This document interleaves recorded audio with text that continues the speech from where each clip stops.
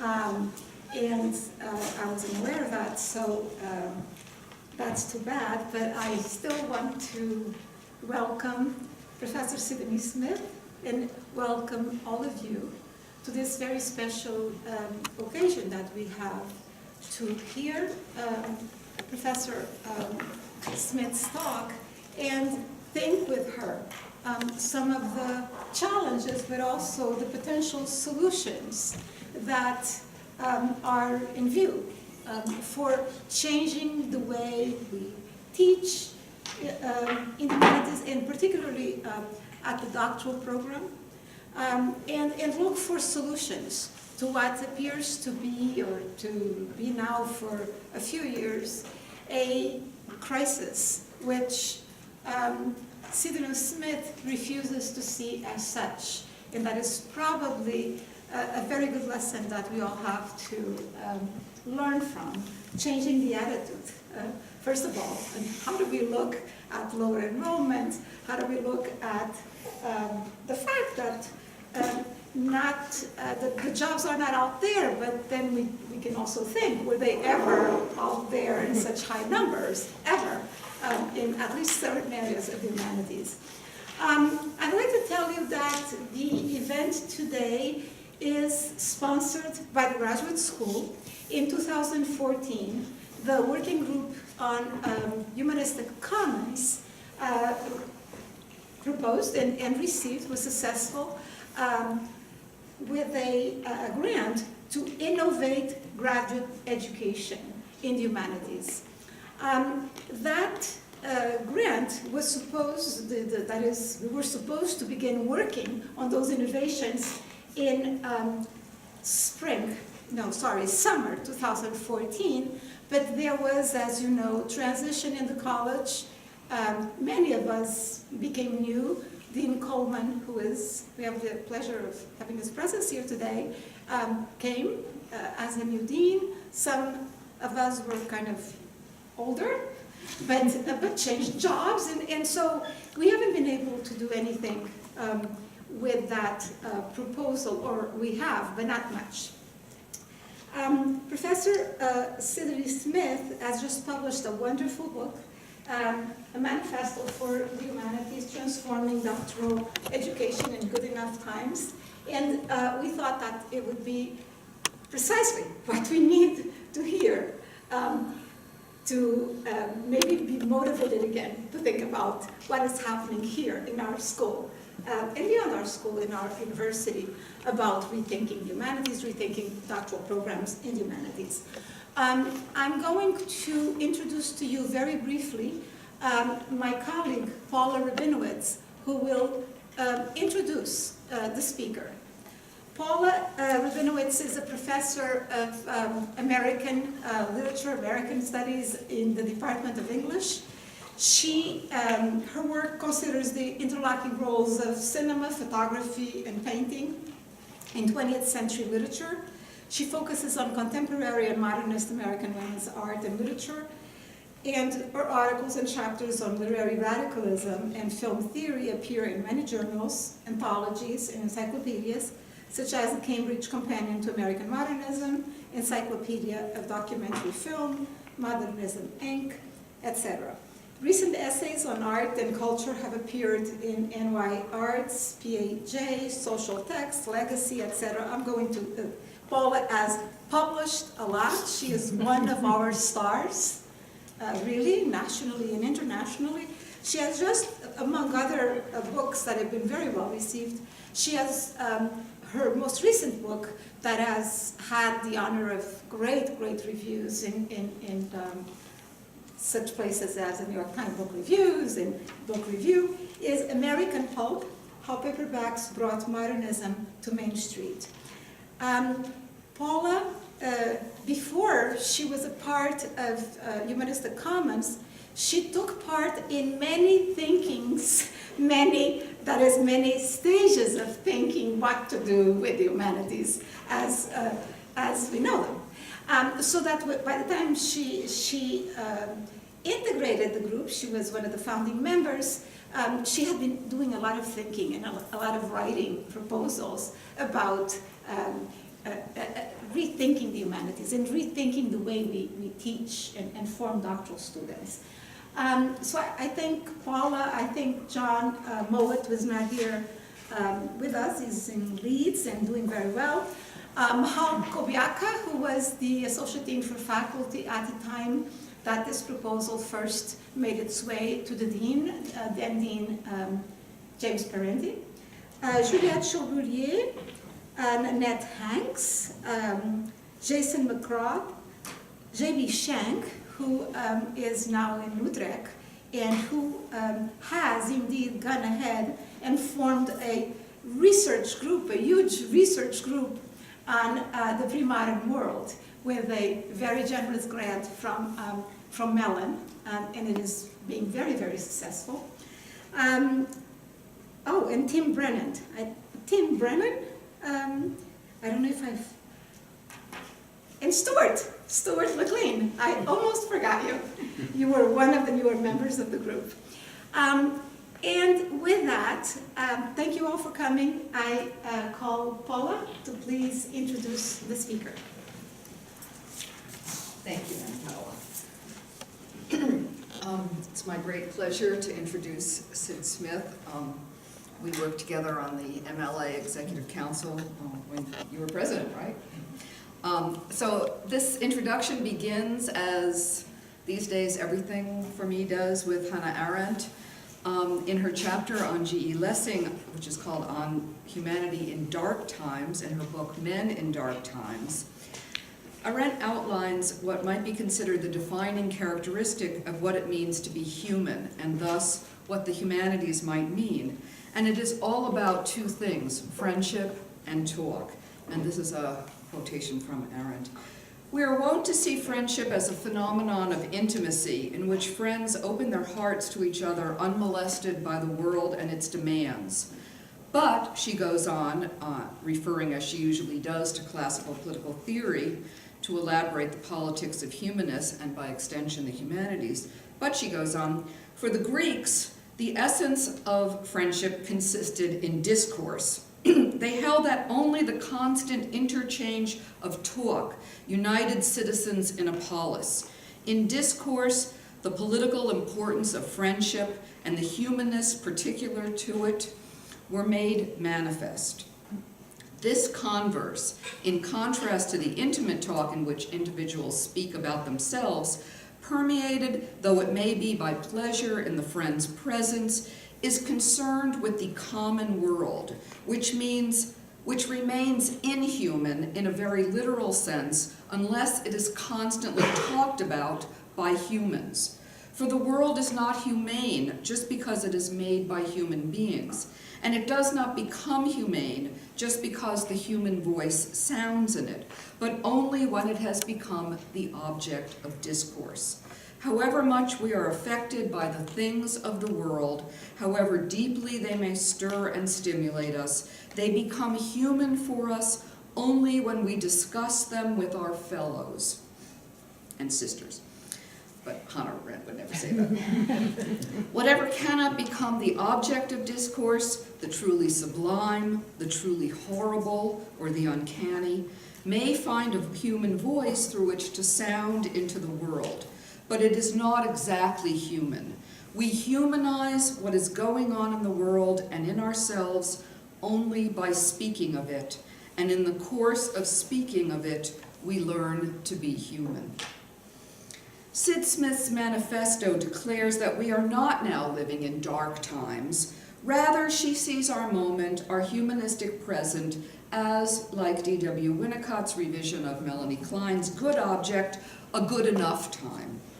Our history is poised on a paradoxically stable brink or unstable plateau, and it is in the context of this situation, certainly not the Enlightenment, which was Lessing's context, but also not the dark times, which was Arendt's, that we must speak of ourselves, the things and occurrences of our world, that is, as Arendt says, of what is going on in the world, or, to use Sid Smith's term, the ecology of the humanities. Her manifesto is a call to commence a discourse on the meaning and uses of the humanities, which implies an attempt to make the academy human. As a manifesto writer, her gaze is at once retrospective and prospective as she considers how these good enough times came to be and what we might do with them. All this is aimed at bringing doctoral education in the humanities into view, giving it a voice, and making it an object of discourse. In Hannah Arendt's terms, in the course of speaking of it, we learn to be human. Professor Smith is a remarkable scholar, like a scary scholar, because she is like one of the most wonderful, sweet, and decent human beings, but she also has been the president of the MLA. She is currently the director of the Institute for the Humanities at University of Michigan. She is the past chair of Gender and Women's Studies at the University of Michigan, past chair of the English Department at University of Michigan, and she is on countless national and international symposia and colloquia thinking about the state of the humanities. Her book, as she notes, and it's really weird because she sort of channeled our president's terms, looks at, quote, the grand challenge, and our president is into this grand challenge stuff, confronting academic humanists. It is imperative. The grand challenge of confronting academic humanists is the imperative of sustaining passionate conviction about the value of studying the humanities in a climate of funding, scarcity, corporatization, neoliberal market economies. Responsibility for that sustainability, she says, in the academy, in the nation, and around the globe, lies in part with humanities doctoral students, now or soon to be entering careers, who are driven by the desire to continue conversations, journeys, and discoveries, whether they take place in archives, in lines of poetry, in the logic of the assertion, or in the dirt of the dig. These doctoral students are preparing to play their role as agents of change for a sustainable future. So she is really thinking about students, and I think that that is something that is really rare in administrators. Professor Sid Smith is the Mary Fair, how do you pronounce her name? Crozier. Professor of the Humanities, as well as being as a professor of English and director, as I said, of the Institute for the Humanities. She is the author or editor of over 16 books. This is her most recent one. She essentially invented the field of autobiographical studies, or the study of life writing, travel writing, and the uses of the subject as the subject in all manner of fields. I first heard her speak at a conference many decades ago, in which I was just like a nobody. It was the Mary McCarthy conference, and she gave this mind-blowing talk about Mary McCarthy's very strange biographies and autobiographies. Anyway, her books include, from going back to 1974, Where I'm Bound, Patterns of Slavery and Freedom in Black American Autobiography, her very important book, The Politics of Women's Autobiography, Marginality and the Fictions of Self-Representation, Decolonizing the Subject, The Politics of Gender and Women's Autobiography, Subjectivity, Identity and the Body, Women's Autobiographical Practices in the 20th Century, and it goes on and on and on and on and on. And many of them have been published by University of Minnesota Press. But her most recent book moves away from the autobiographical, although as an extremely important advisor to many students, including a former Minnesota Summa English major, who we sent over to work with her. In a way, this is also an exploration of autobiography, because Sid is deeply invested in thinking about what it means to be a committed and engaged academic in the 21st century. So please join me in welcoming Sid Smith.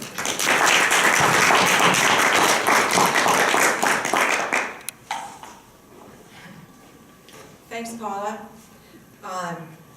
You see things that I didn't see in the book, and spoke eloquently to it. I wish I could only have spoken as eloquently throughout the whole book. But I think you hit on something that was very important to me when I was working on this book. Sorry, I've got a cord up here. I'm strapped into this thing. Can everybody hear me okay? Yeah. Okay. Just let me know if you can't hear me at some moment. I very much wrote this book for graduate students. It is directed to them. I've worked with wonderful graduate students over the course of my career. They move me all the time. I'm astounded by what they achieve. I love to watch their careers unfold. I worry when they don't unfold in the ways that they had hoped they would unfold. And so what I decided to do when I started writing the book, or actually the first draft through, I was just spinning stuff. It came out of my experience being president of the Modern Language Association, and I had to write these newspaper columns. I found them very difficult to write because you're speaking to the whole, you had to write you're speaking to the whole MLA, and it's like, what do I have to say to the whole MLA? So I thought, oh, I'll say something about the dissertation. And I decided to do that because as chair of English in the early 2000s, I had participated in and watched certain of the initiatives that were being undertaken to kind of address issues in doctoral education in the humanities. There was a Carnegie initiative, there was another initiative, I've forgotten which one. And my observation was that all of the discussion around transforming doctoral education never slipped on the dissertation. It was the thing that went without question. And so I thought, okay, I'll just say something about it's out of date and it needs to be rethought. And so I did a couple of columns on that, and that started this new phase in my career. I've decided I have nothing more to say about life writing. I've said what I have to say. If I write 5 more books on it, it doesn't make any difference in my field. Young, emerging scholars are doing wonderful work, but I can, at this stage in my career, kind of talk about what I care passionately about, which is the future of the humanities and doctoral education and doctoral students. So that's how I started this process. It took about 5 years to bake, and about 2 years ago, it became clear to me that I had to figure out who I was addressing in the book, and that's when I started thinking, I'm going to speak to doctoral students and the faculty who train them. So that's what I tried to do in this book. I have been the beneficiary of critiques by doctoral students who've read some that I work with in classes, or at the Institute, the doctoral fellows, doctoral student fellows, of their critiques or their suggestions. The last suggestion that was given to me by a doctoral student was one from anthropology. You will appreciate this, and I'm so glad she challenged me. She said to me, who is this we you're talking about all the time when you say we need to do this and we need to do that? So the last bit of tinkering with the book, there was a very speedy publication process, was going through, this was in the middle of July, going through and doing global searches for the word we and the word are, O-U-R, and trying to change those sentences, many of which were fairly easy to change, a lot of which were not really easy to change. And that's one of those situations where I thought afterwards, oh my God, if I had let this go without dealing with this, it would have had this different, it would have had a different, I don't know, slant to it. So that's why I love working with doctoral students, because they challenge you in ways that make you rethink what you're doing. I was on 2 task force, one, the MLA task force on the future of the doctorate or graduate education in languages and literature, and then I was fortunate enough to sit on the task force out of Canada on the future of the humanities doctorate in Canada. And so was a part of the group that put out a white paper. Both of those are available online. I also do want to say that this book is open access, so you don't have to buy it. You can go online and read it. It's online, open access. You can't print it out, but you can read it at the University of Michigan Press. So I felt that if I was writing about the new ecology of scholarly inquiry in the humanities now, that I had to actually walk the walk and try and figure out how to get that out open access. And I also put it up online in the month of May for peer-to-peer review and invited people. It was on open access at the University of Michigan website, and people came in and left messages behind and argued with certain points or helped me clarify certain things in the book. And although I was petrified about doing this and worried about trolling and nastiness, my experience was such that that process enabled me to produce a better book, and I would do that again if I were going to, if I end up publishing another book, which I might not do. Okay, so I'm going to talk for about 30 minutes. Does that sound about right? Can you stand 30 minutes of talk? And then we'll have an open conversation. And I do have text, but I'm not going to read from text. I'm going to try to do it extemporaneously through this use of PowerPoint. So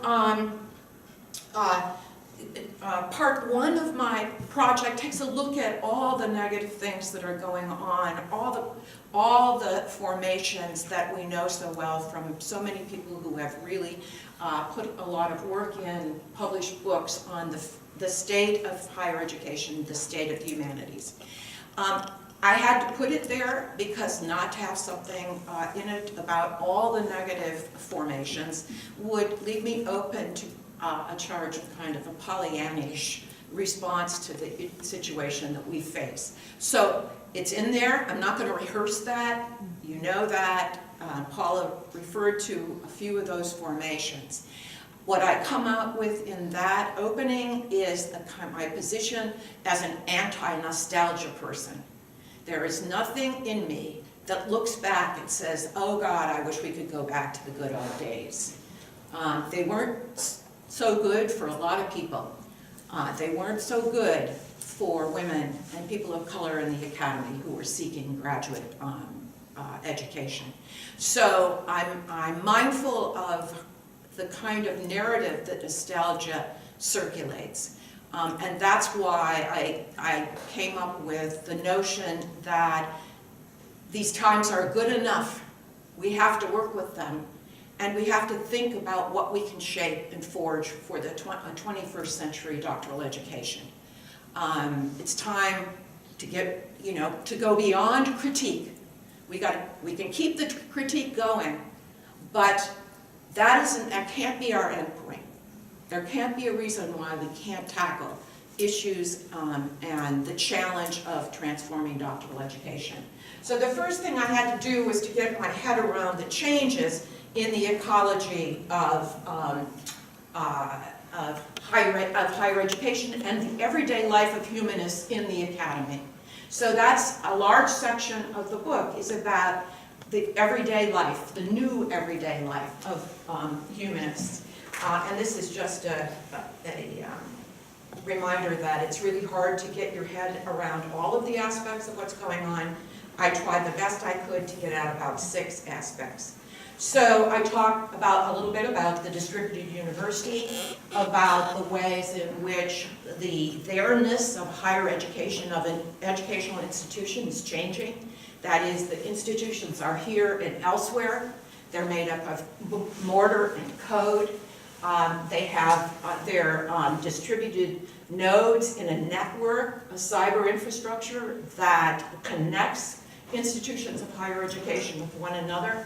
And so it's the kind of the very sense of what it is where we go when we go to a university, where we go when we go to our work, is under, it's kind of transforming around us. And it's important for graduate students to understand the new formations. I can't go into a lot of those. I try to do that in the book about the ways in which the enterprise of the academic humanities is taking place in collaborations, in movements across the globe, drawing faculty together, drawing graduate students together in ways that we couldn't have imagined even 10 years ago. Then there's the issue of the new knowledge infrastructure. The kind of immersion, the expansion of public goods, both organized and accidental, the accumulation, aggregation, assemblage of small data and big data, the terrain of hardware, software, humans, network, device, and cloud that characterizes kind of the ensemble that we find ourselves in the academy now.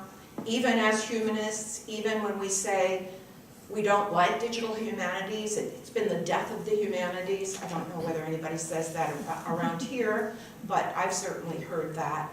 And we have a very complex set of relationships to the digital. So many of us are digitally assisted. There's no way you can be a scholar now without being digitally assisted.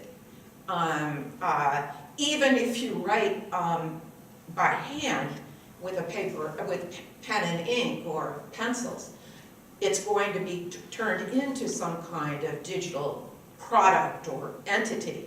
So we are digitally assisted. Some of us are focused on digital cultures, so we have colleagues who are working on digital environments, issues of race, gender, issues of algorithmic cultures. We have digitally environed work, and we have born and designed digital work. So humanists are negotiating all these relationships to the digital. And it's also having an impact on the notion that we morph as humanists through different identities in the process of negotiating these digital environments and the digital infrastructure. That we have to, a lot of humanists now recognize that they have to acquire a number of skills that we wouldn't have had to acquire 20, 30 years ago. Project management, putting together a collaborative team, thinking about code, thinking about design architecture. There's also the kind of fluidity of the current ecology of scholarly communication. We've already moved, it's not we're going to move, we've already moved from a legacy print system to a kind of shape-shifting set of opportunities for scholarly communication. So when I talk to students now, I try and say, you know, my word of reference is not what have you published, it's how are you communicating your work, what are you communicating? And we know that we can now work in multiple media. There are multiple kinds of platforms now for people to do multimedia scholarly communication in the humanities. We're moving from we're moving from the notion of a material thing that has been given this erratic power called the book to something that various people, Tara McPherson coined the term, to bookishness. And to sort of publishing, and Dan Cohen has come up with the notion of sort of publishing to get at some of the feral small forms and micro forms of scholarly communication.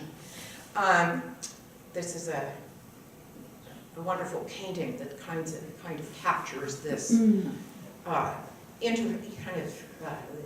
this terrain of the visual and the textual and the new forms. So people talk about the two containers that humanists are used to publishing in. That is the container of the article and the container of the book. But now we have born digital containers, platforms that are new containers. We have archives that are containers. We have middle states publishing. Some of the presses are beginning to do these short form books. something around 70 to 80,000 pages. Words. We have microforms. We have the curation of the best blogs that are out there on academic subjects coming out of the Roy Rosenweig Center at George Mason. So there are all different ways we can communicate our work. And the two containers that we most are comfortable with, those are only two of many possibilities now that our graduate students are going to have to gain facility in. The other issue is the move to open access. Of course, as you know, it started in the sciences, the culture of open access in the sciences is complicated, and the funding of it, but it's also gaining traction in the humanities. One of the best statements I've heard, or I've come across, is Dan Cohen's blog post, where he says that the largest hidden cost of our work in the humanities is the invisibility of what we publish. If we keep it under firewalls, if we make people pay for it, for instance. In this environment of open access scholarly communication, open access educational and teaching and pedagogical materials, what we have to become familiar with as humanists is Creative Commons licenses. Our students are going to begin to publish in open access journals, peer-reviewed open access journals. We have to be able to find information about what journals, open access journals, are peer-reviewed. We know that there's something called the Open Humanities Press. Senior faculty are now publishing their work open access there as a way to put work of major humanists out there in open access version to allow that sense of kind of senior faculty doing it as well as junior faculty and as well as scholars in training. We have this new networked publishing structures and the notion of peer-to-peer review. I was telling you about that in terms of the peer-to-peer review I used for this book. And we also are beginning to realize how we have to become familiar with open access repositories, with institutional repositories, which means that in many ways we're becoming curators of our own work. And that has to be a part of doctoral education. And I'm not going to say a whole lot about how we teach now. I have a long chapter on how we teach now, thinking about the new kinds of students that we're teaching, the new new subjectivities of the young people that are coming into the universities now, new concepts of curriculum, new delivery methods, and then this notion that we're in a post-course era. This is Randy Bass is playing on Coursera, but it's Randy Bass at Georgetown has some of the best writing out on teaching now, and kind of thinking about the post-course era, where we have, within courses, we have project-based exploratory and participatory learning environments, but they take place not only in a classroom, they take place around classrooms in many different ways. And the last thing I tried to look at, and you may not want to, this is kind of, it's not fluff. I was really interested in it when I was writing it because I had just done a piece on autobiography and post-humanism, and so I thought, oh, I can get that in the book. I had been thinking about how the humanities scholar is becoming a kind of post-humanist humanities scholar. And I try to suggest some of the ways up here in these passages from the book.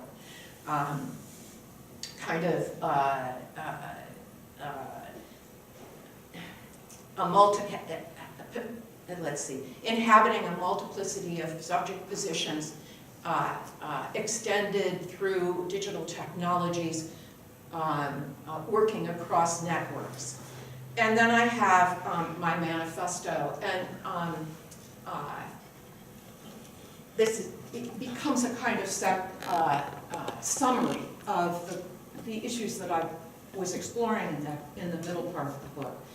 So preserve the intimate, adapt the trans-institutional, forge new ethics and practice of scholarly communication, reconceptualize the scholarly ecology as a flexible, collaboratory, engaging multiple publics, rethink the relationship to scholarship beyond the ownership model, relish the commitment to teaching, commit to being here, there, and everywhere. Policies are being made. That's one of the problems on a lot of campuses, that humanists aren't at the table when major initiatives that affect them around infrastructure, around the development of certain kinds of relationships to data, they have to be around the table. Remain self-reflexive about the complex dance of singularity, networked relationality, and technological extension that complicates what it means to be a humanist now. Expand the catchment of community to a large network of humanists. And as I was writing this, it became very important, and I talk with graduate students about this, to try and think beyond the notion that academic humanists are under siege before a hostile public. Of course, yes.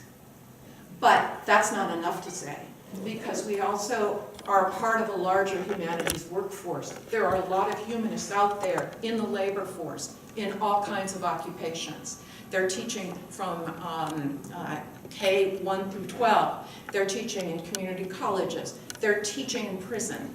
There's a lot of teaching going on in the humanities. And we also know that there are everyday humanists, autodidacts, or people who go on digs, or people who sing in choirs, who have commitments to certain kinds of music forms and preserving them. So I like to talk with students about not getting into a mindset of being under siege, but of being a part of a much larger formation that's there to be drawn on, if not directly, indirectly through that sense of energy and commitment to all that we kind of believe about the importance of the humanities. Okay, so in terms of transforming doctoral education, I'll talk briefly about, you may go here with me or you may not. We can have good arguments about it, but what I believe firmly is that we have to expand the options for the doctoral dissertation in the humanities, away from the one model fits all. Now, it's never been a one model because there are some humanities disciplines where the doctoral dissertation is, say, an ensemble of essays, a suite of essays, linguistics, many linguistics departments, philosophy departments. Okay, so we've never been quite a one model fits all, but most of the talk is about securing the importance of the proto-monograph as the signature of what it is humanists do. And so I'm trying to talk back to that kind of position because I think it is not adequate to the kind of doctoral education we need to give students now or provide to students. I think it enforces a normative notion about what it is to be a humanist and what you do, and it constrains students. And I think that it doesn't necessarily fall in line with the kinds of qualities that humanists are going to have. Flexibility, the ability to work in not only as a singular scholar, but in collaborative groups. The idea of speaking to multiple publics, of not just addressing a narrow number of people in your own field or thinking that that's what your role is to do, but having facility with moving across voices and different kinds of scenes of exchange and communication. So that's why I talk that's why I've kind of on a hobby horse about expanding options. Now, it's true that one of the options, I never said get rid of the proto-monograph. I have real problems with it, and I'll say what they are, but it's not an argument about getting rid of the proto-monograph. It's an argument to say that's one of many kinds of dissertations that students might pursue. And even if somebody pursues a proto-monograph, it has to be done self-consciously in conversation with mentors, teachers, advisors about why it makes sense for the project they want to do for their dissertation, their capstone project, that it be in a proto-monograph form. Now, nobody has to say why they're doing a proto-monograph. Departments don't even say. How many of your departments have guidelines on what a dissertation is? Not how long it's supposed to be, how it's supposed to be turned in, but talk about what is it as a dissertation? What is required? What is it supposed to be about? Very rarely do departments even say that to their students. Their students have to know what it is. And for students who come in who don't have the cultural capital of having parents who were college graduates, or even parents who were university professors, for those coming from the working class, for those first generation students, for students of color, the expectation that somehow they know what a proto-monograph is and why they're doing it can be part of what the hostility of the climate is that they experience. And this is true not just for students from underrepresented minorities. It can be true of all the students. Okay? So, now, I don't know that you have time to read these, but I had to throw in a few little cartoons from Ph.D. comics. Here, this is about how you outline your dissertation and feel good about it. Oh, I'm sorry, did everybody get a chance to see that? Okay. So here are some options, here are some ideas. First of all, wait a second. Sorry, I went through one. Oh, am I going? Oh, no, I'm sorry. The least radical option is a suite of essays. Now, you could ask that students have published all those essays, but given the length of time it takes to publish, that might not be appropriate. You could say that they have to have been submitted for publication. You could say that they have to be in a form that's ready for publication. You could say that they have to be bracketed, or there has to be some kind of essay that is a meta-essay on why these projects, how they're related to the issues or the project or the commitments or the theoretical interest that the student has. Okay. Then there's the option for something we might call an ensemble project. That is an ensemble of pieces that together constitute a dissertation. So I just put a couple of examples up here because middle states publishing is becoming more and more possible, because you may know people, I have known people who write well in the long form essay and have found it very difficult to place that work. We might have some students that wanted to do two middle states pieces, two 80-page essays, taking on two different aspects. And then we might say that we want the dissertation project to address the importance of understanding the relationship between teaching and research, scholarly inquiry. So we want students, or a student might say, I really want to do an essay, a scholarly essay on pedagogy. And I want to append to that a set of exemplary syllabi that explain how I would teach in this field. You could have, then the next example is just another way of thinking about an ensemble dissertation. So you might have somebody who's working in born digital work, or developing an archive, and part of what they might do, or one piece of it might be a curation. This is about an ensemble that would focus on translation. And my new chair of the English department said something very powerful a couple of months ago. When we were talking about the possibilities or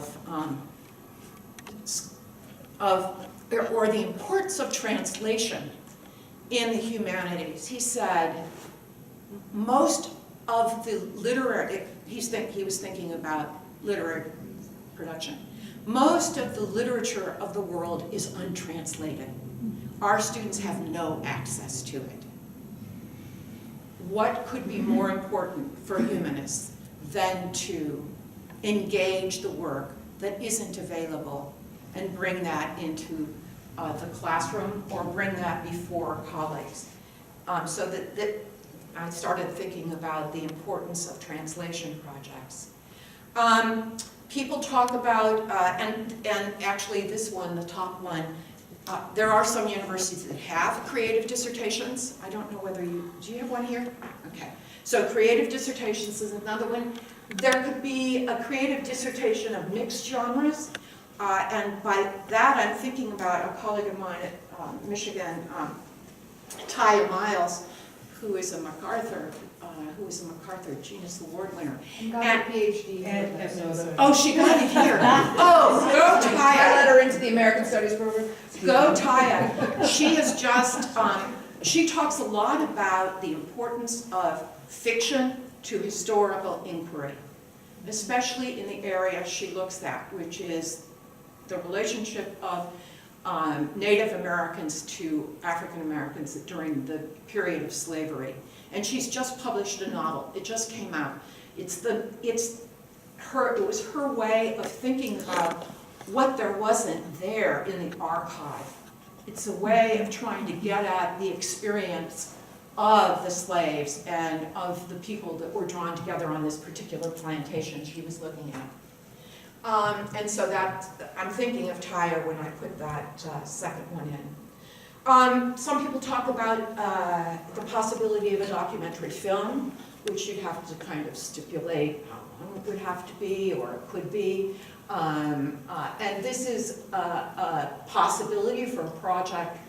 And I'm thinking now not of programs in film, but programs, other kinds of humanities programs that people may want to think about doing a documentary film as a final project. And then there's the born digital possibilities. There are two of them out there to take a look at that are very exciting. Amanda Visconti's Infinite Ulysses. She just got her PhD from the University of Maryland. She did an information science degree, master's at Michigan, then went to Maryland. And it's an interactive scholarly edition of Ulysses in a crowdsourced form. And then she produced the accompanying analysis of the project and the process. And then Nick Susanis, anybody taken a look at or know about this dissertation, came out of Columbia. He did a dissertation as a graphic novel on visuality and talking about, and that his dissertation has been turned into a book. The book form of bookishness as opposed to the kind of digitally produced form of bookishness called Unflattening from Harvard Press. Let's see. Okay, I won't show you these. These are the sites for those two. And then the more radical options, collaborative dissertations, which have all kinds of problems in the humanities, but they're out there, people are talking about them. Multi-year project-based dissertations, that's kind of following on the idea from the humanistic commons. Performance, kind of a performance art, a public policy white paper, blah, blah, blah, blah. And that's just to spin out,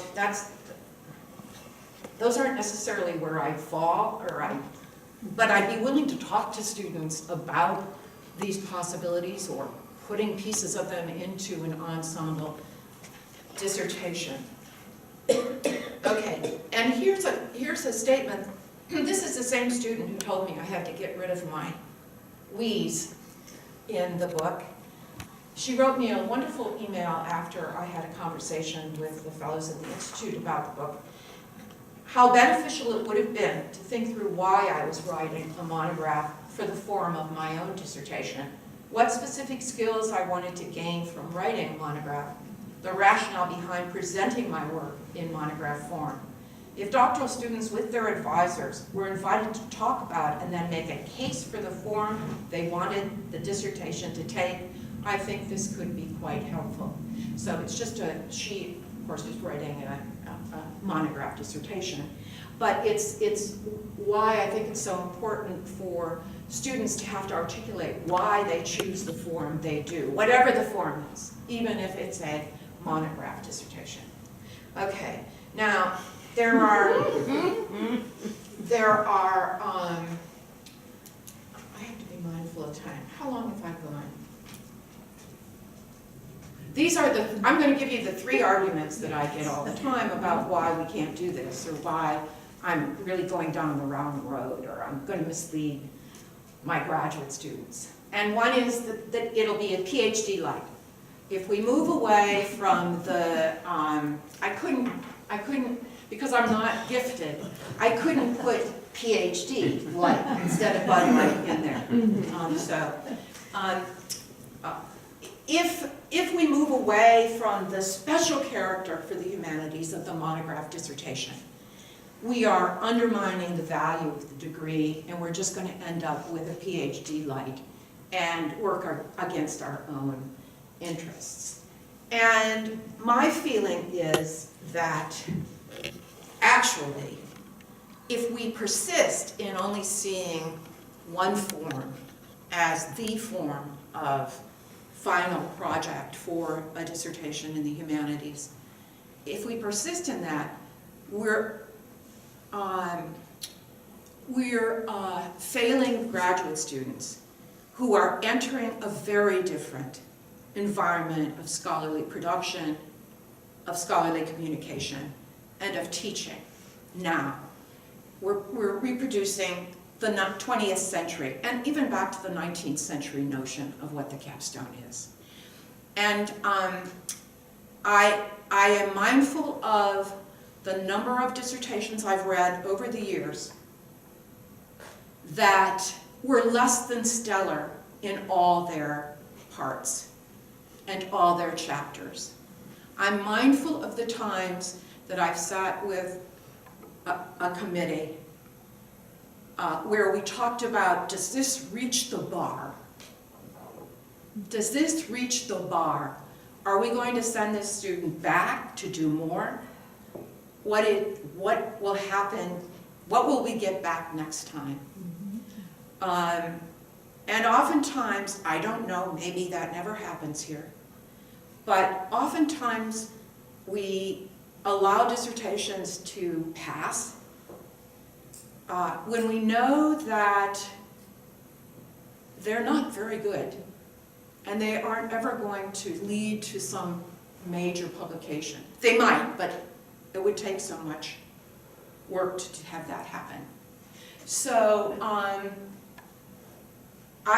my own belief is that if we open up the options, if we allow students to imagine where they want to go and the routes that they want to take for this capstone, that we will get much better final products than we get oftentimes with a monograph. That doesn't mean people don't write wonderful monographs. I've worked with students, your student from here, a fabulous monograph dissertation. It's not about that, it's about opening up the possibilities for other options. The other thing that I like to, oh, here's another one.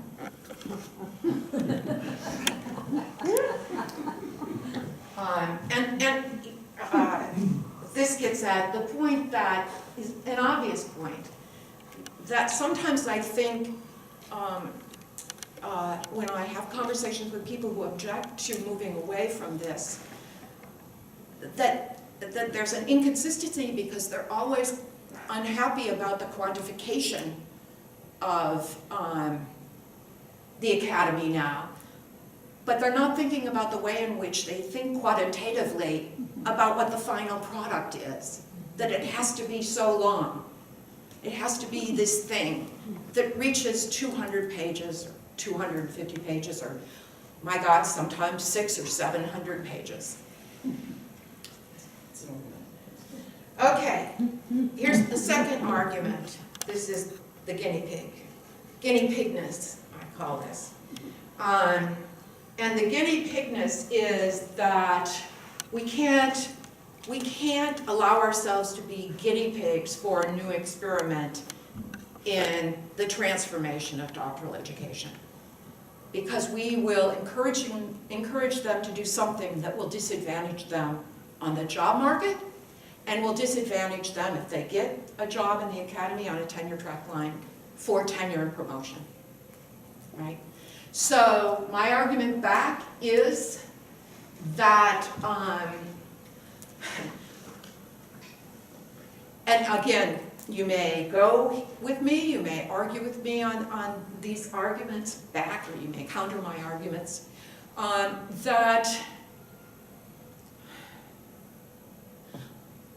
at least my experience as chair of a couple units and being on search committees is that committees are looking for exciting candidates whose work is promising, and they're looking for people that bring a lot of strengths, a lot of areas with them, interest in certain kinds of theoretical fields. Now, if they bring some kind of knowledge about working in born digital forms, they become exciting candidates.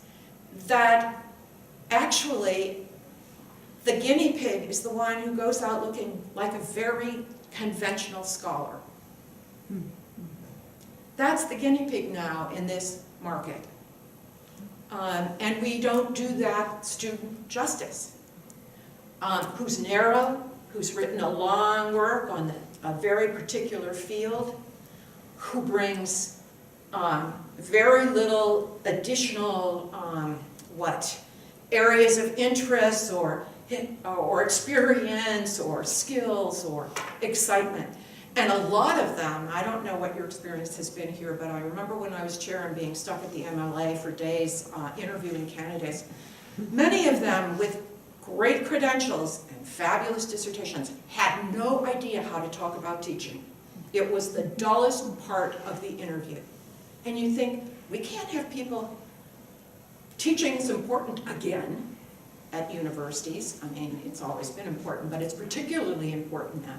So I think we have to turn the tables on that argument. And then, of course, the proto-monograph dissertation is not a book. So this is the argument about you won't get your book done for tenure. My experience as a chair was to watch junior faculty who were on the tenure track spend about 3 years trying to tweak the dissertation because they thought it was a book. Because all the messages are, this is the first draft of the book. And then at year 3, sometimes when they were up for review, they had to jettison major parts of it and reconceptualize it. And then they had only 2.5 years to get it into shape. So I've watched too often as the proto-monograph dissertation has been an albatross around the neck. The other thing I've noticed for 4 years, I guess it was, I was in the Society of Fellows at Michigan, which brings in postdocs from around the country. And I started to think about what was happening with the expansion of postdoc programs. And I know that there's good reasons to have them. it's an opportunity to keep people energized about entering the tenure track rank. It allows them to have some time to turn their work from a dissertation to a book. But I started thinking about, now they've worked 4 years on this project.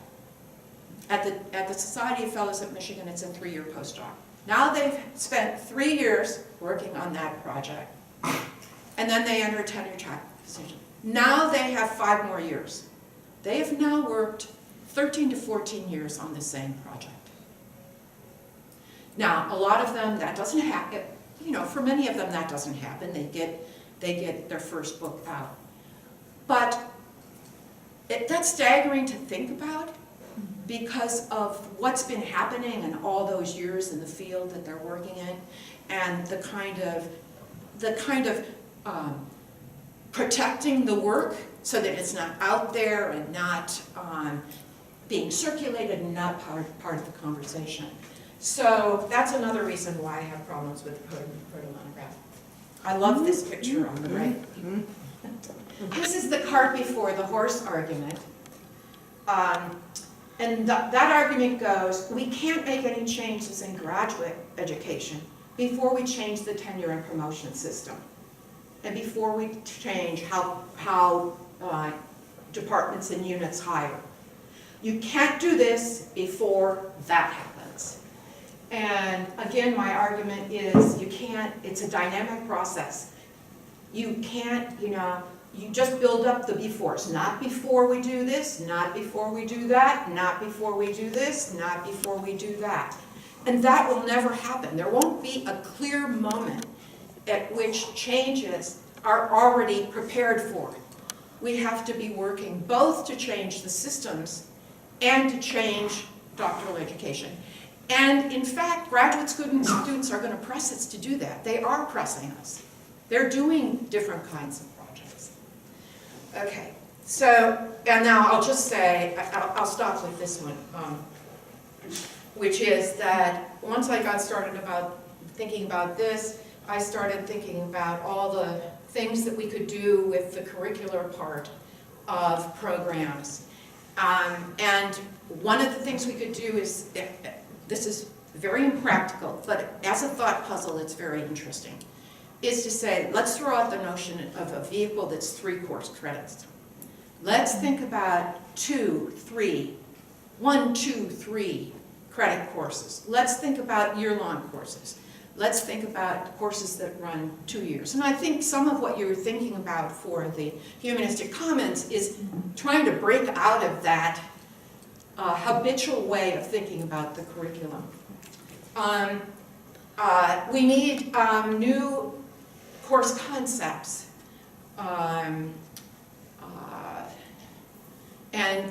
a kind of conceptualizing courses is not unfolding through obligatory kinds of work, like all graduate seminars, the final product is the seminar paper. We could move away from this singular notion of the paper as necessary to begin the process of the dissertation. We could do other kinds. We could work with our students to experiment in multimedia platforms for scholarly communication. We could ask them to do, you can think about, I have my students do collaborative papers. They're not always, it's not always a great experience for them, but they've had to sit down and work with somebody and write something together. But other people have experimented with other kinds of course requirements. And then we could talk about new kinds of programs,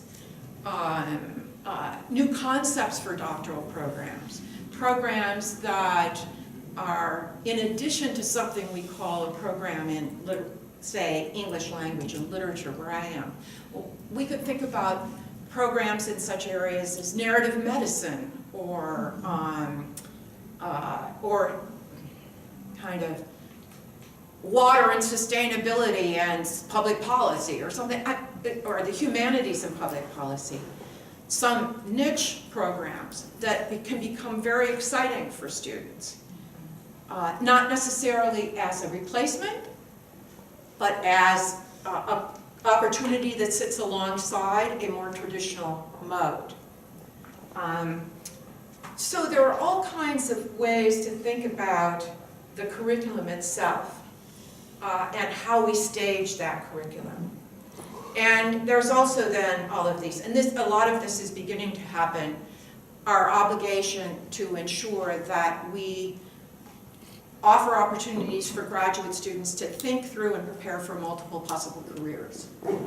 And our responsibility to find mentors for them and to people who can work with them on that when the faculty aren't necessarily prepared to do that. So I think I will end there with no time to lose, too much to be gained. And we can have a conversation now. Thank you.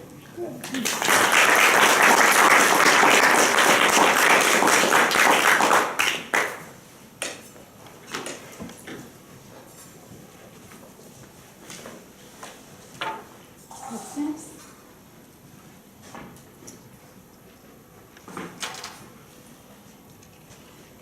Yeah.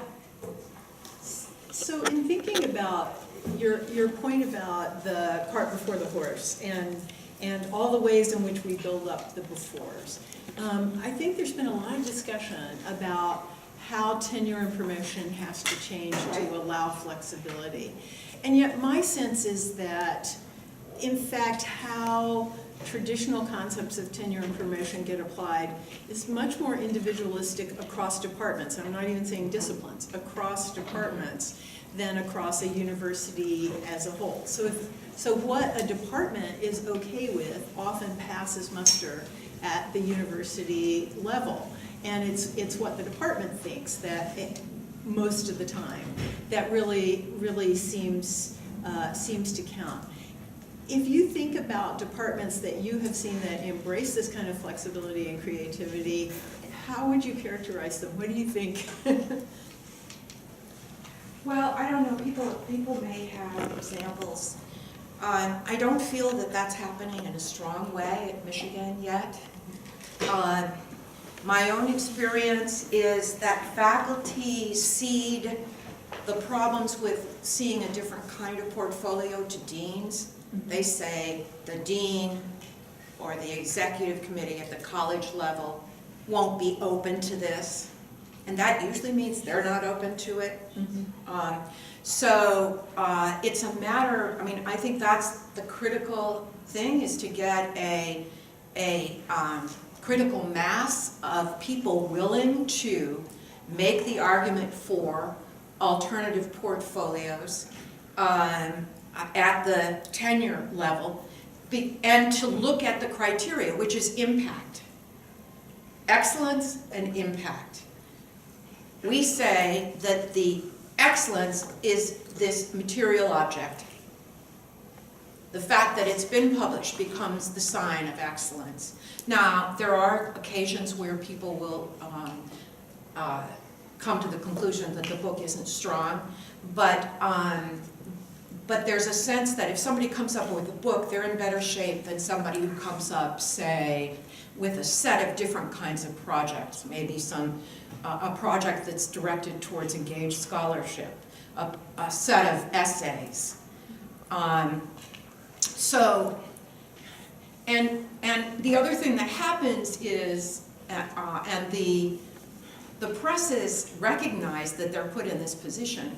Presses become the arbiters of tenure and promotion. On campuses that they have nothing to do with. The editors actually become the arbiter because faculty cede it to the presses. And so that's why this becomes really important to do. And there are ways that things that are happening now. There are these new kinds of dissertation projects emerging. People can inform themselves about them, talk about them, and educate their colleagues about them. We can recognize that many of the professional organizations have done important work by putting guidelines together. It's like the MLA has guidelines on evaluating digital scholarship and work in digital media. And we've got to be taking those in, giving them to chairs, giving them to our colleagues. There's work that's out there that's been done that we need to take advantage of. The AHA has just come out in the summer with its guidelines for digital work, evaluating digital work. We have to be engaged in rewriting the procedures in the department for how we seek expert advice in new forms of scholarship, or new forms of scholarly communication. And that takes work,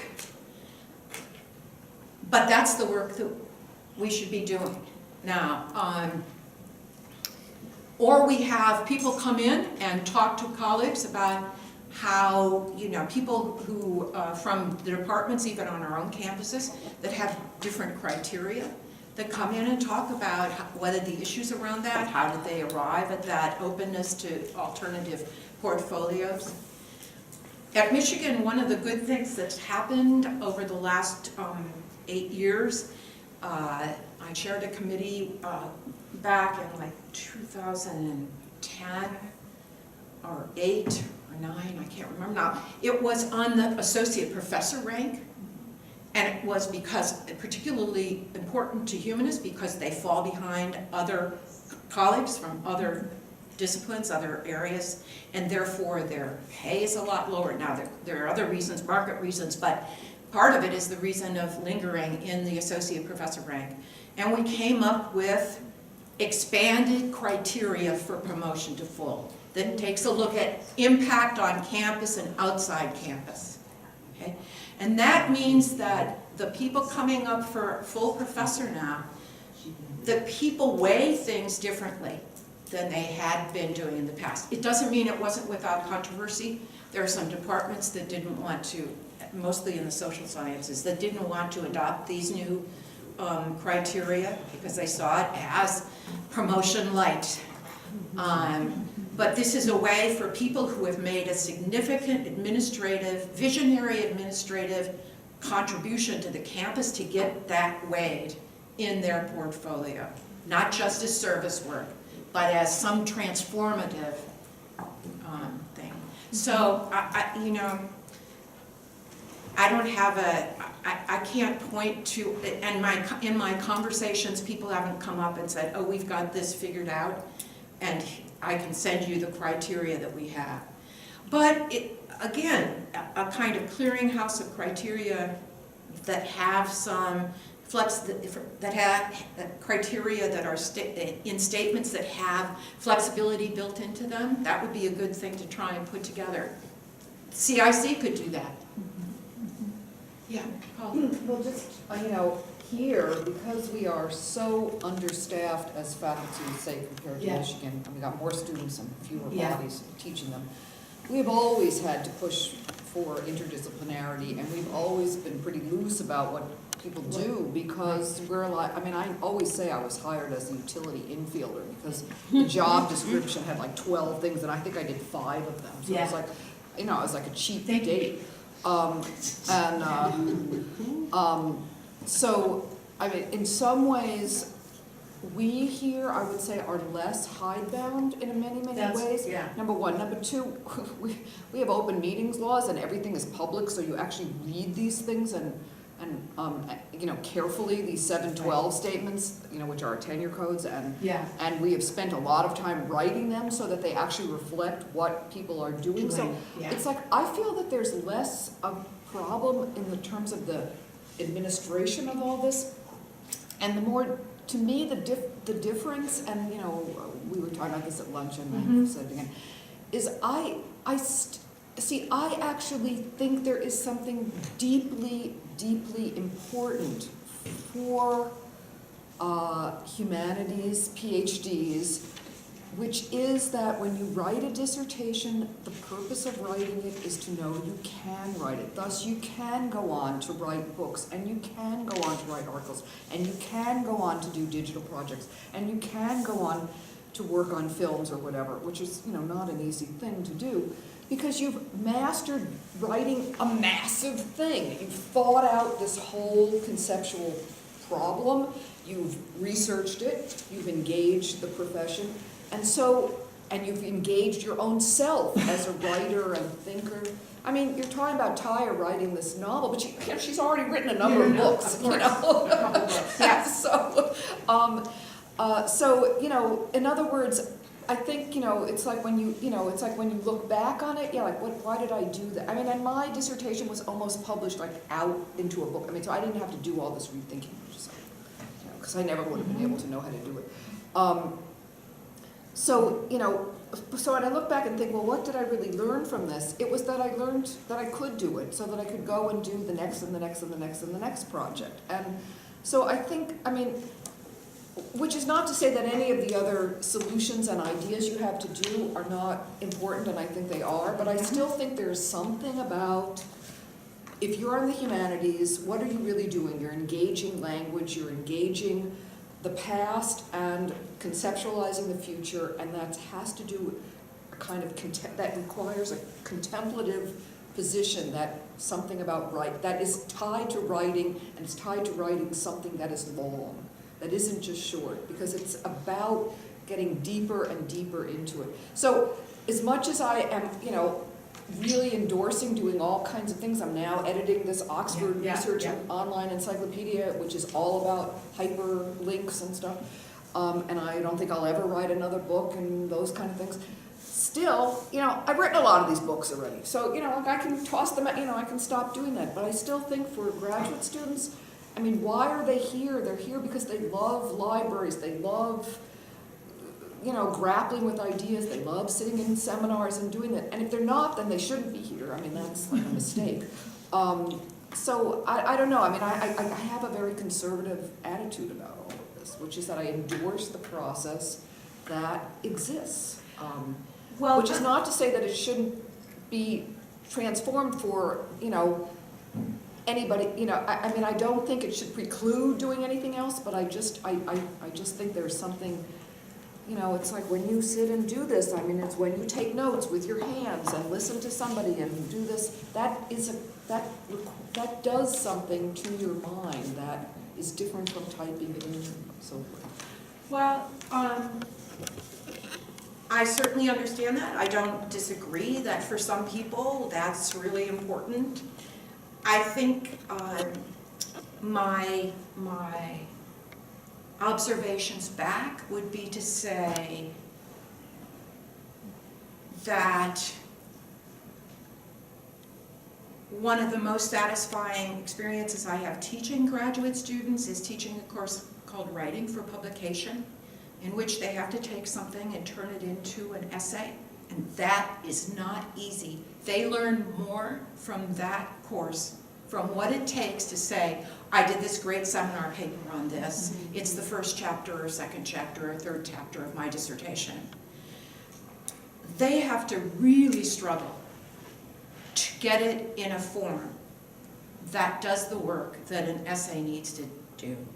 From my point of view, I'd rather have students reach that level than write a chapter of a dissertation that's oftentimes, not always, but can be, a repetition of the argument from an earlier chapter on a different set of materials that aren't really moving to a new level.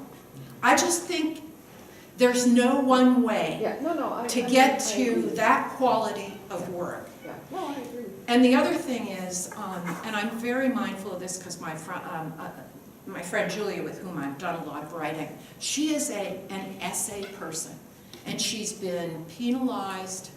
She was so much slower to be able to move through the ranks because, when she finally went up for full professor, woefully late, we had to count every page that, say, we had written together divided by half because it was co-written. She had to add up all the pages of the essays and then make an argument that her corpus of work was, in terms of the output, equivalent to like 3 or 4 books. But she writes in a concise mode. She's, and you think about people who have written books that aren't, that are rarely cited, that speak to 2 or 3 or 4 or 5 different people. Now, I don't want to overstate that. A lot of people write really important books, and that's not the issue. Is not the issue is the only way to get to that level and quality of work through writing a proto-monograph. And I just don't go with you there in terms of it's predictive of how the quality of people's work in multiple modes. That I agree with you. I mean, when I was chair, I was the first person to get someone promoted just on a suite of essays because too full, because she was just sitting there saying, well, I don't have the book. And I said, we have 25 articles. Yes, She was one of those kind of essay people. And we did we discussed this in the department. Do we really think you need a second book? No. I mean, you need to have an impact on the field, obviously. And I agree with you. As someone who is, I started as a poet. I mostly write essays of myself. But I still think there's something about that long thing that is really significant. And I don't know why, and it's an ineffable thing. But Paula, the whole point, one of the points here was that what's long? What's long anymore? Are we pages, bytes, years, months? All those dimensions are shifting. And this brings me to my question, which is it possible for people grown up with an idea of success based on fairly bound ideas of pages and years? Are we able to even think about what the success of these students that we teach now will look like? What can we do to think of their success? And actually to think, and to hope, I think, I would even say, to hope that their success does not have a lot of the dimensions that the success of scholars in the 50s, 60s, 70s has as success. So what you're talking about is fantastic because you're really forcing us to think about the kind of life of the university and the meaning of the university as a site for learning, growth, teaching, and not have it somehow pull apart from the layers and incrustations of the golden age, what we call the golden age era of success in academia. So this is complicated stuff. It is. And your comment made me think about, one of the problems is that the students feel, and I heard this refracted in a conversation last night I was having with Emily. Not from her, but she was reporting what somebody else had said. This is a little anecdote that speaks to this. She was talking about another student. I happened to be on that student's committee. Also wrote a brilliant dissertation. And she had a fellowship, a clear fellowship in the library at Temple for 1 year, and then she just accepted a tenure track position at Grinnell, which is where she had gone as an undergraduate student, loves it. But Emily was telling me that this other woman told her that I was the only one on her committee she told right away about getting the job because she was a little hesitant about what the other people on the committee would think about taking a position at Grinnell.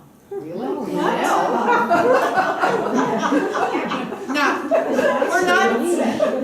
we're not talking here about do we understand that or not. We're talking about what's absorbed by graduate students in terms of what success is. And your comment makes me think about one of the things we might do to try and shift that is to work with students each year to talk at the end of the year about what would success be for you with this degree and in life. As you see it now, after this first year, what would your idea of success be? So they have an opportunity to articulate that for themselves, as opposed to always being, you know, some of what they think is not true. I know the other people on the committee. I don't think that's true about the other members of the committee. But that's how powerful that sense of failure is about not becoming like your faculty. And that's a culture, that's the culture thing, and it's really difficult. Yeah. I just wanted to add something along those lines with Yeah. with how the guinea, or the criticisms of this way of thinking, like the guinea pigness and the other ones, was that it seemed the criticisms were predicated on the idea that the goal was to become an academic. Mm-hmm. So we shouldn't change it because it turns student into a guinea pig and they might not get into a tenure track job, but the student's goal might not be to get a tenure track. Exactly. Like I was struck in the list of the ones that you weren't quite sure about. Yeah. The public policy white paper. Yeah. I think that would be a great idea to somehow fit into graduate education should the student be interested in entering policy. But if that student now has that interest, any work that they do along those lines does not contribute to their graduation in any way. So it's an additional thing that they have to tackle on their own and not get rewarded for it within the traditional system of graduate education. Unless, of course, a white paper would be a piece of an ensemble Right. of work. Yeah. I can see people who do language theory, language politics, becoming very interested in language policy. And certainly that was the case with bilingual education. I mean, there's a lot of work done on that. But name it as it could be. Make it something big to work on. In a different mode, with a different voice. Yeah. Yeah. This is fascinating and challenging. I'm actually speaking as somebody who has never written a book or a proto-monograph. I'm in philosophy, and I did the collection Of essays. of papers, dissertation option. And it's possible I'll write a book after retirement, but I haven't done that so far. And when I think about the things that I have written, and I've got 2 books, which are collections of papers, but everything was written because of my immersion in a particular conversation and intervening and jumping around conversations all over the place and then discovering that they all hung together in a certain way. But one of the things that I've been thinking about in terms of sort of universities and so on is, I call it combating the global excellence pandemic. And this idea that nobody's really anywhere. And I've often thought, in a way that you're leading me to think needs to be rethought, about cyberspace being part of the problem with that it allows people to be nowhere in particular, as opposed to being at this university on Dakota land, in this major metropolitan area, in a state with increasing immigrant populations, with horrible racial disparities and so on. And that everybody is somewhere, and what difference does it make that you are where you are? But then what you've got me sort of thinking about is that cyberspace isn't really nowhere. And the way in which it's allowed for creations of real relationships and real connections and ways of being something like grounded, even if in the cloud. And so I've liked the way in which so much of what you said is talked about engagement and impact, rather than just assuming that published by an academic press that just counts and other things don't.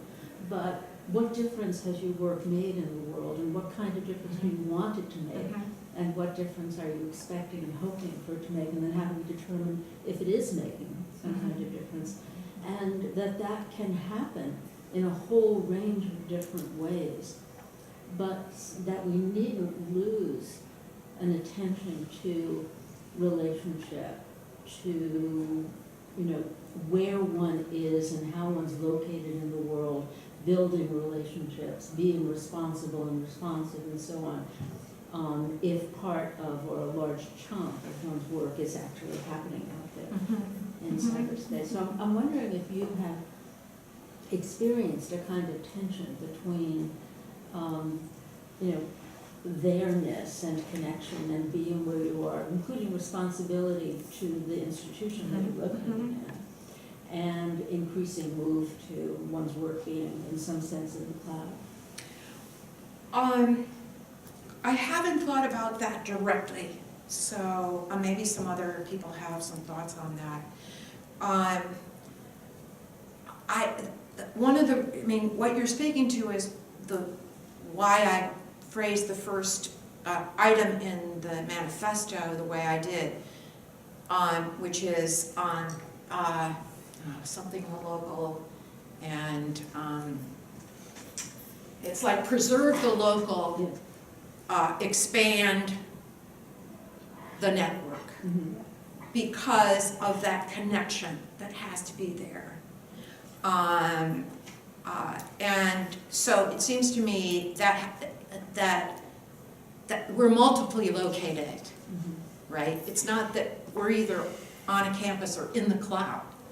We are at once in their place, here and their place, in here bricks and mortar, and then in this set of relationships in a potentially expandable network of nodes.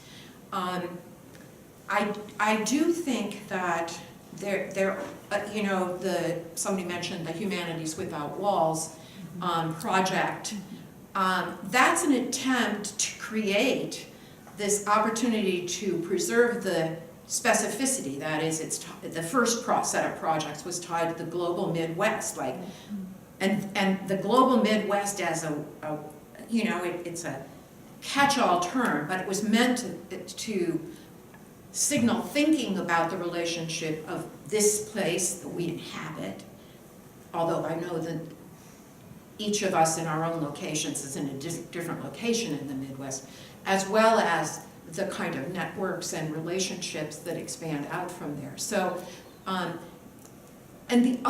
that's one idea. The other observation is part of the newness of one of the new formations in doctoral education in the humanities is doctoral students working on teams of scholars from multiple institutions.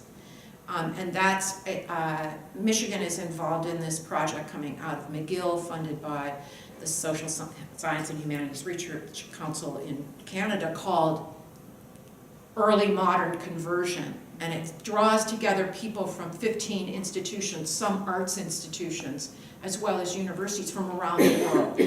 And they're on these seminars where they're at their own institution, but they're having a seminar with the scholars on particular topics. And now they're doing a wonderful initiative. They have these distributed reading groups. So they've all decided they're going to read a particular text around a particular theme, and they've signed up for, the faculty and graduate students have signed up for that. And then they're going to have these melded, multiply located conversations around these texts. So I think we're going to see more and more of that in doctoral education, that's the opportunities for students to get involved in some larger project that draws them out of their units in ways that become really important to them and to their work. Now that's going in a little different, sometimes we can become so locked into the environment we're in, the there-ness of Michigan or the there-ness of Minnesota. And this provides an opportunity to kind of pop out of there and live in these two spaces simultaneously. So that's just a thought. Other people might have thoughts about that as well. I've been thinking about sort of service learning for the Yeah. graduate level. Yes. You know, some of us have been thinking about a humanities lab or something about surrounding public humanities and in integrating communities near and far that are non-academic into our learning, into our teaching. I don't know how to go about doing that, but I really believe that it's another way of learning beyond the classroom and beyond, right, even the sphere of academics here and there, which is, it is a great way to go. Well, the University of Washington, Kathy Woodward there in the center has her graduate certificate in engaged scholarship. And there are other, if you look at something like the Matrix at MSU, I don't know whether people know Matrix. That's, Dean Rayberger runs this digital humanities laboratory there. Their project is on Africa and African American history and culture. And they have some really interesting, you know, it crosses that, it's engaged and digitally environed at the same time. It's working in multimodalities. So I think there's a lot of work out there. The work of my colleague Julie Ellison on reimagining America was kind of stimulated a lot of this over the last 10 and 15 years. And I think my own feeling is because I'm concerned about, and we talked a little bit about this at lunch, because I'm concerned about our need to bring more people into the academy from underrepresented communities and first generation students, that many of them have desires to work in community. Now, it might be in community that's close by, or it might be one that's in some kind of an expanded network. And so my interest in thinking about alternative modes of the dissertation is tied to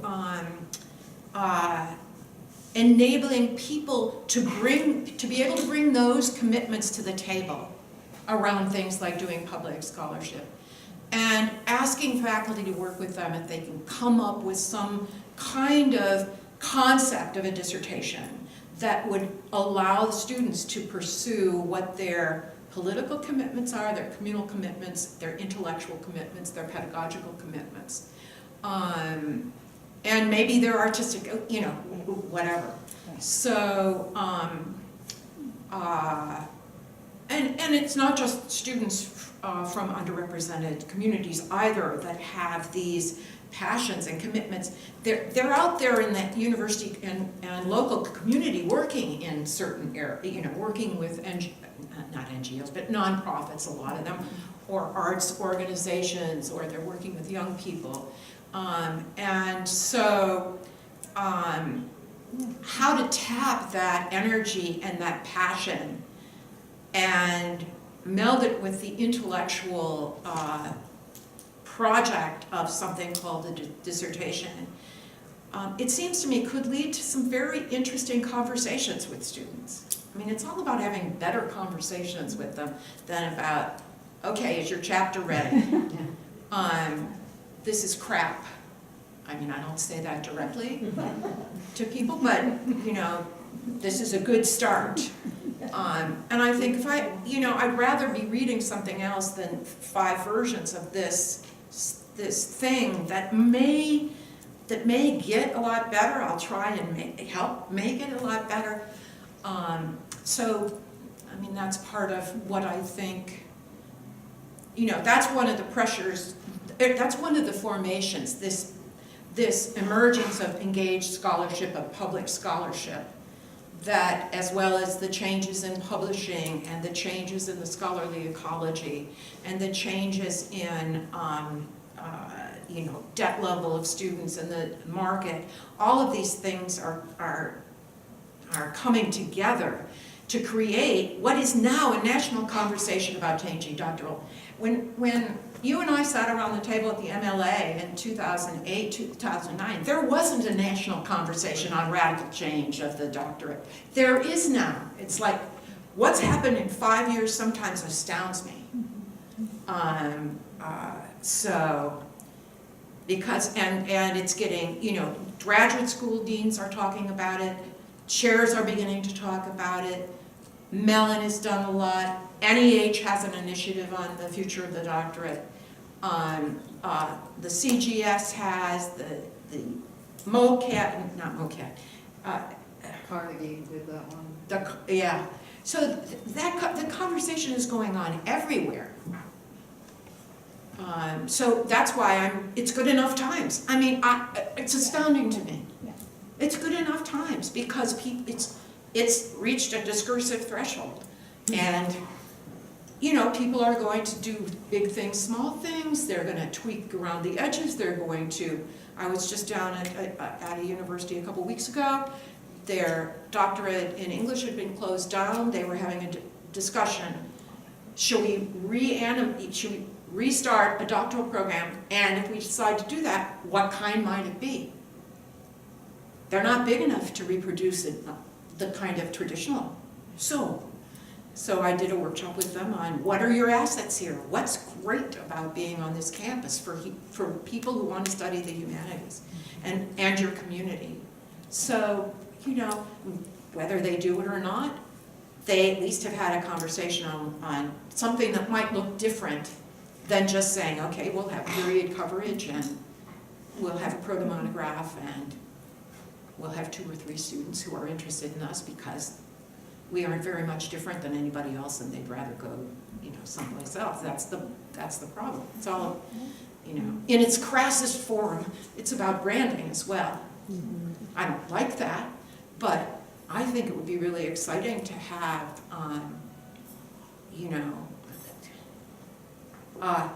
different places figure out what kind of doctoral program in the humanities makes sense now and who are the students we want to bring. I mean, it's like, what kind of students do we want?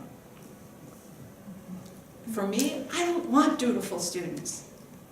I want renegade students, you know. Yeah. Bad girls. Bad girls. Yeah, we're going to go back to You had a question. Well, in a way, what you just said speaks to kind of on-board question. Yeah, that's okay. I'm just coming over to get a little sweet. Yeah. Because I was thinking about how one unwinds something that is what is really a very conservative position on the part of people in our institutions. And I've read an awful lot of dossiers for promotion and tenure in a couple of institutions, and it's just astonishing how much those committees and departments cede judgments to someone else, and you know, they do it in turn, so there's a bartering going on there, but you know, the way in which many of our procedures within institutions work right now is a product of having had this other form of what it is to make a contribution and how we validate that, and you know, it's terrific to see. Even though I'm somebody who just thinks, well, if I were going to do this, I just want to sit quietly in a room by myself. But the idea of opening things up in a different way, I also think, you know, it's going to take something to spur many of our own faculty within our institutions to think about doing their, you know, procedures of evaluation and validation and so on very differently. And I'm wondering if you have, I haven't read the book yet, but I mean specific suggestions about how to kind of unwind that conservative character. I'm in a pretty conservative department. American culture wasn't as conservative as the English department of Michigan. But students are starting to press their faculty. That's where I think a lot of the energy is going to come. They're out there doing this stuff. A lot of them bringing in phenomenal knowledge about things digital and experiential histories, working in other areas. So it's like in the area of, we have a Ph.D. in the English department in English and education. Those students always find jobs.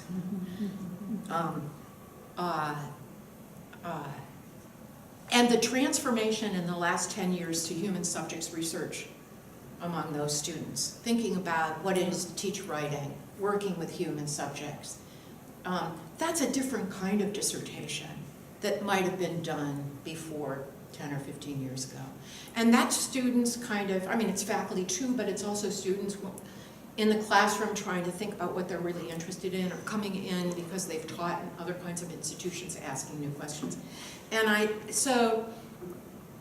And students are, you know, at least at Michigan now, there's all this attention to climate and the problems with climate and inclusivity. And that means students are getting more active and listening to the conversations that faculty are having and trying to contribute something to that conversation. So some of it will come from that direction.